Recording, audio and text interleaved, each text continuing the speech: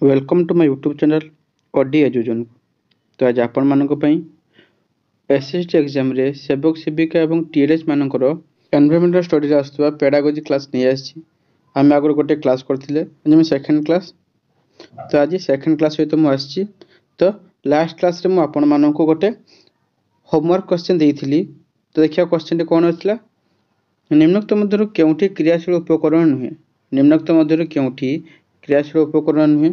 Option A चलचित्र, option B भौगोलिक स्थान परिभ्रमण, ऑप्शन सी मानचित्र अंकन ना ऑप्शन डी भौगोलिक पाठचक्र। तेबर सठिक उत्तर हेबो ऑप्शन ए चलचित्र। तो चलो देखिबा आजिर प्रथम प्रश्न। आजिर प्रथम प्रश्न कोन अछि, निम्नोक्त मध्यरु केउठी कामचला उपकरण उदाहरण नुहे। निम्नोक्त मध्यरु केउठी कामचला उपकरणर उदाहरण नुहे। ऑप्शन ए मानचित्र, option B model, option C relief मानचित्र, ऑप्शन डी कंप्यूटर। तेबर सठिक उत्तर होची ऑप्शन डी कंप्यूटर। निम्नोक्त मध्यरु कंप्यूटर होची एक कामचला उपकरण नुहे। नेक्स्ट क्वेश्चन, जेउ क्षेत्र रे उपकरण संग्रह सहज साध्य नुहे सेपरि स्थल शिक्षण कोन करिया उचित। जेउ क्षेत्र बा जेउ स्थान रे उपकरण संग्रह जो शिक्षण उपकरण संग्रह सहज साध्य नुहे सहज नुहे सेठी शिक्षक कोन करिवे। ऑप्शन ए कोन देछि ना पाठ को बहिरु पढ़ी मन रखिया पे परामर्श देबे। ऑप्शन बी श्रेणी रे पढ़ा जाउथवा समय रे छात्र छात्री को मनोयोगी हेबा पई परामर्श देबे। ऑप्शन सी छात्र छात्री को सहायता रे हाथगढ़ा उपकरण प्रस्तुत करि व्यवहार करिवे ना ऑप्शन डी साथी बहिर सहायता नेबा को परामर्श देबे। तेबे यार सठिक उत्तर है ऑप्शन सी छात्र छात्री को सहायता रे हाथगढ़ा उपकरण प्रस्तुत करि व्यवहार करि परिवे। तो जो स्थान रे शिक्षक टीएलएम रो सुविधा नथिबो तो सेथा कोन करि शिक्षक ना पिलांकर हाथगढ़ा टीएलएम ऊपर से ध्यान देबे। नेक्स्ट क्वेश्चन, निम्नोक्त केउ स्तर पई शिक्षादान शिक्षण समय रे उपकरण सर्वाधिक आवश्यकता अछि। निम्नोक्त केउ स्तर पई शिक्षादान शिक्षण समय रे उपकरण बा टीएलएम रो सर्वाधिक आवश्यकता अछि। ऑप्शन ए प्राथमिक, ऑप्शन बी उच्च प्राथमिक, ऑप्शन सी माध्यमिक ना ऑप्शन डी उच्च माध्यमिक। तेबर सठिक उत्तर होछि ऑप्शन ए प्राथमिक। तो प्राथमिक स्तर रे शिक्षादान शिक्षण समय रे उपकरण रो सर्वाधिक आवश्यकता रहिछि। नेक्स्ट क्वेश्चन, निम्न उक्ति मध्यरु केउठी शिक्षण संबळर स्वरूप सह संपर्कित नुहे। निम्न उक्ति मध्यरु केउठी शिक्षण संबळर स्वरूप सह संपर्कित नुहे। ऑप्शन ए शिक्षण संबळ गुड़िक सामाजिक विज्ञान दक्षता आधार रे हेबा दरकार। ऑप्शन बी संबळ गुड़िक सर्वदा शिक्षक मानक द्वारा व्यवहार हेबा विधेय। ऑप्शन सी संबळ गुड़िकर बहुविध व्यवहार थिबा आवश्यक। तबे यार सठिक उत्तर होछि ऑप्शन बी संबळ गुड़िक सर्वदा शिक्षक मानक द्वारा व्यवहार हेबा विधेय। नेक्स्ट क्वेश्चन, ऐतिहासिक मानचित्र थिबा पाटलिपुत्र को वर्तमान राजनीतिक मानचित्र केउ स्थान को बुझाउछि। जो ऐतिहासिक मानचित्र थिबा पाटलिपुत्र को वर्तमान राजनीतिक मानचित्र रे केउ स्थान को बुझाउछि। Option A Bihar, option B Patna, option C Delhi, option D Allahabad. तबे यार सठिक उत्तर होछि ऑप्शन बी पाटना। ऐतिहासिक मानचित्र थिबा पाटलिपुत्र वर्तमान राजनीतिक मानचित्र कोठी अछि ना पाटना थारे अवस्थित रहिछि। नेक्स्ट क्वेश्चन, इतिहास सह संपृक्त स्थान गुड़िक जानिया पई शिक्षक कोन करिया उचित। इतिहास सह संपृक्त स्थान गुड़िक जानिया पई शिक्षक कोन करिया उचित। ऑप्शन ए वर्तमान राजनीतिक मानचित्र व्यवहार करिवे। ऑप्शन बी ऐतिहासिक मानचित्र व्यवहार करिवे। ऑप्शन सी वर्तमान राजनीतिक और ऐतिहासिक मानचित्र व्यवहार करिवे ना ऑप्शन डी प्राकृतिक मानचित्र व्यवहार करिवे। तेबे यार सठिक उत्तर होछि ऑप्शन सी वर्तमान राजनीतिक और ऐतिहासिक मानचित्र व्यवहार करिवे। इतिहास संपृक्त स्थान गुड़िक जानिया पई शिक्षक कोन करिवे ना वर्तमान राजनीतिक और ऐतिहासिक मानचित्र व्यवहार करिवे। नेक्स्ट क्वेश्चन, केउ महान दार्शनिक प्राथमिक स्तर रे पिला मानक पई गल्प ऊपर गुरुत्व दैछन्ति। केउ महान दार्शनिक प्राथमिक स्तर रो पिला मानक पई गल्प ऊपर गुरुत्व दैछन्ति। Option A Aristotle, option B Froebel, option C Montessori, option D Plato. तेबे यार सठिक उत्तर होछि ऑप्शन डी प्लाटो। प्लाटो प्राथमिक स्तर रो पिला मानक पई गल्प ऊपर अधिक गुरुत्व देइथिले। नेक्स्ट क्वेश्चन, निम्नोक्त मध्यरु केउंठिरे सत्यतार परिमाण कम थाए। निम्नोक्त मध्यरु केउंठिरे सत्यतार परिमाण कम थाए। ऑप्शन ए सत्य कथा, ऑप्शन बी किंवदंती, ऑप्शन सी उपकथा, ऑप्शन डी कोनसिटी नुहे। तेबे यार सठिक उत्तर होची ऑप्शन सी उपकथा। तो उपकथारे सत्य सत्यर परिमाण कम थाए। नेक्स्ट क्वेश्चन, निम्नोक्त मध्यरु केउंठी इतिहासर मूलपिंड स्वरूप। निम्नोक्त मध्यरु केउंठी इतिहासर मूलपिंड स्वरूप। ऑप्शन ए सत्य गल्प, ऑप्शन बी किंवदंती, ऑप्शन सी उपकथा, ऑप्शन डी कोनसिटी नुहे। तेबे यार सठिक उत्तर होची ऑप्शन ए सत्य कथा। निम्नोक्त मध्यरु सत्य कथा हेउची इतिहासर मूलपिंड स्वरूप। नेक्स्ट क्वेश्चन, इतिहास विषय शिक्षण समय शिक्षक किछि अंश वर्णना परे कि प्रकार प्रश्न पचारिया उचित। जेतेबेले शिक्षक इतिहास पढ़ाउथिबे सेतेबेले किछि जिंसी कथा वर्णना करला परे से कि प्रकार प्रश्न पचारिया उचित। ऑप्शन ए कोन देछि ना बोध ज्ञान परिमापक प्रश्न, ऑप्शन बी प्रारंभिक प्रश्नावली, ऑप्शन सी चिंता और प्रत्याशामूलक प्रश्नावली, ऑप्शन डी निदानमूलक प्रश्नावली। तेबे सठिक उत्तर होछि ऑप्शन सी चिंता और प्रत्याशामूलक प्रश्नावली। इतिहास विषय शिक्षण समय शिक्षक किछि अंश वर्णना परे चिंता और प्रत्याशामूलक प्रश्न पचारिबा उचित। नेक्स्ट क्वेश्चन, इतिहास रे एक दीर्घ समय अवधि को एक धारावाहिक स्केल रे उपस्थापन करिबा प्रणाली को कोन कहा जाय। इतिहास रे एक दीर्घ समय अवधि को एक धारावाहिक स्केल रे उपस्थान करिबार प्रणाली को कोन कहा जाय। ऑप्शन ए समय रेखा, ऑप्शन बी मानचित्र, option C atlas, option D भूगोलक। तेबे यार सठिक उत्तर होची ऑप्शन ए समय रेखा टाइमलाइन।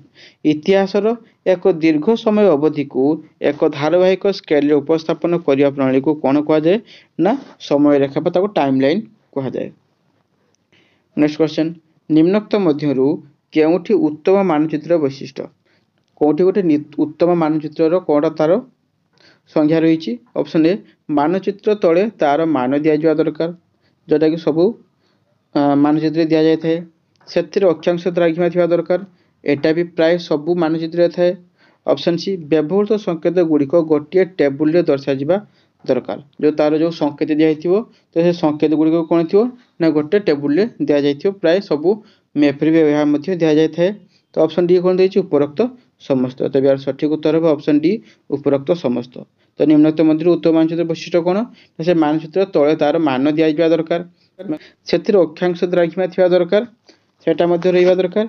व्यवहृत संकेत जे स्कूल कोटा मानचित्र रे कोटा गच्छ को रिप्रेजेंट करछि, कोटा मंदिर कोटा मस्जिद को रिप्रेजेंट करछि, तार सब संकेत मध्ये दिया जाय थाय दरकार। एही सब रहिले ता गोटे उत्तम मानचित्र होई पारिबो। नेक्स्ट क्वेश्चन, एक समतल कागज उपरे निर्दिष्ट संकेत व्यवहार करी भूपृष्ठ रे विभिन्न अंशर उपस्थान को कोन कहा जाय। तो मैं एटा देखले टिके आगरु कोन दिया हिची ना ऑप्शन ए देखिबा मानचित्र, option B globe, option C समय रेखा, ऑप्शन डी अक्षांश। तेबे सठिक उत्तर हो कोन ना ऑप्शन ए मानचित्र। गोटे समतल कागज उपरे किछि संकेत व्यवहार करी भूपृष्ठ रे विभिन्न अंश को उपस्थापन करिदा कोन कहा जाय ना मानचित्र कहा जाय। नेक्स्ट क्वेश्चन, भूपृष्ठ रे उच्च नीच दर्शाउथा मानचित्र कोन कहा जाय। जो भूपृष्ठ रे उच्च नीच जो मानचित्र दर्शाए से मानचित्र को कोन कहा जाय। ऑप्शन ए राजनीतिक मानचित्र, ऑप्शन बी प्राकृतिक मानचित्र, ऑप्शन सी रिलीफ ना ऑप्शन डी ऐतिहासिक मानचित्र। तबे यार सठिक उत्तर होची ऑप्शन सी रिलीफ। भूपृष्ठ रे उच्च नीच दर्शाउथा मानचित्र को रिलीफ मानचित्र कहा जाय। नेक्स्ट क्वेश्चन, अक्षांश बा द्राघिमा कहिले हमें कोन बुझिबा। अक्षांश बा द्राघिमा कहिले हमें कोन बुझिबा। ऑप्शन ए एक सरल रेखा, ऑप्शन बी एक अर्धवृत्त, ऑप्शन सी एक वृत्त ना ऑप्शन डी दुई स्थान मध्य कौनसी दूरत्व। तबे यार सठिक उत्तर होची ऑप्शन डी दुई स्थान मध्य कौनसी दूरत्व को हमें बुझिबा। नेक्स्ट क्वेश्चन, पृथ्वी आकृति सह सामंजस्य रखी एक निर्दिष्ट मान साहाय्य तैयारी करा जायतिबा वर्तुलाकार वस्तु को कोन कहा जाय। पृथ्वी आकृति सह सामंजस्य रखी एक निर्दिष्ट मान साहाय्य तैयारी करा जायतिबा वर्तुलाकार वस्तु को कोन कहा जाय। ऑप्शन ए मानचित्र, ऑप्शन बी भूगोलक, option C atlas, option D पेंडु। तेबे यार सठिक उत्तर होची ऑप्शन बी भूगोलक बताओ आम ग्लोब कहे जे पृथ्वीर आकृति जमती ग्लोबर आकृति सेमती थाए सामंजस्य रखी एक निर्दिष्ट मान तो कौन से देश महादेश बा सब स्टेट भी दि जाए सामंजस्य रखी तैयारी करता वर्तुलाकार माने गोल वस्तु को कौन कह जाए ना ग्लोब बा भूगोलक कह जाए। नेक्स्ट क्वेश्चन निम्नलिखित मध्य क्योंटी भूल देखा ना ग्लोब माध्यम अक्षांश द्रव्य को भल भाव दर्शा जा पार। ऑप्शन बी ग्लोब माध्यम आवर्तन परिक्रमण को भल भाव बुझाई हेब। ऑप्शन सी ग्लोब माध्यम मूर्तिका संबंधी तथ्य को भल भाव बुझाई हेब। ऑप्शन डी भूगोलक पृथ्वीर एक वास्तव प्रतिकृति। तो यार सठिक उत्तर हम ऑप्शन सी ग्लोब माध्यम मृत्तिका संबंधी तथ्य को भल भाव बुझाई हेब। तो ग्लोब रे एटा बुझी हुए नहीं मृत्तिका संबंध में कौन तथ्य ग्लोब रे बुझी हुए नहीं। नेक्स्ट क्वेश्चन निम्न क्यों पुस्तकटी शिक्षक मानकर वृत्तिगत दक्षतार वृद्धि घटाए। निम्न क्यों पुस्तकटी शिक्षक मानकर वृत्तिगत दक्षतार वृद्धि घटाए। ऑप्शन ए पाठ्यपुस्तक। ऑप्शन बी शिक्षक सहायक पुस्तिका। ऑप्शन सी अभ्यास पुस्तिका ना ऑप्शन डी टेस्ट पेपर। तेज यार सठिक उत्तर हम कौन ना ऑप्शन बी शिक्षक सहायक पुस्तिका। तो शिक्षक सहायक पुस्तिकाटी कौन करे ना शिक्षक मानकर वृत्तिगत दक्षतार वृद्धि घटाई थाए। नेक्स्ट क्वेश्चन निम्न क्यों पुस्तिकार पाठ्यपुस्तक को आधार करी विभिन्न प्रकार प्रश्न प्रस्तुत करा जाय सेगुड़िकर समाधान पई छात्र छात्री मानकु कहा जाय थाए। निम्न क्यों पुस्तिकार पाठ्यपुस्तक को आधार करी विभिन्न प्रकार प्रश्न प्रस्तुत करा जाय सेगुड़िक समाधान पई छात्र छात्री मानकु कहा जाय थाए। ऑप्शन ए पाठ्यपुस्तक हेब नहीं कहीं पाठ्यपुस्तक आधार कर पाठ्यपुस्तक हेब नहीं।